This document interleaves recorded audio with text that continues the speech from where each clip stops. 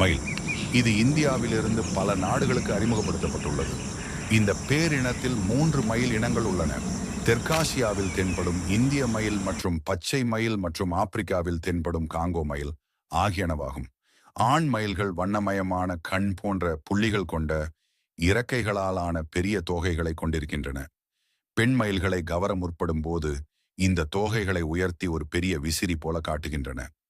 மயிலின் விரிவான தொகையின் செயல்பாடு பற்றி அறிஞர்களிடையே வேறுபட்ட கருத்துக்கள் நிலவுகின்றது. 19ஆம் நூற்றாண்டில் சார்லஸ் டார்வின் இது ஒரு புரியாத புதிர் என்றும் சாதாரணமான இயற்கை தேர்வு மூலம் விளக்குவது கடினம் என்றும் குறிப்பிட்டார். பெண் மயில்கள் பெரிய தோகைகளை கொண்டிருப்பதில்லை. அவை பெரும்பாலும் மந்தமான நிற இறகுகளை கொண்டிருக்கின்றன. மயில்கள் பெரிய தோகைகளை கொண்டிருந்தாலும் பறக்கும் திறன் கொண்டவை. இந்திய மயில்கள் மேலதிக தகவல்களுக்கு எம்மோடு இணையுங்கள்.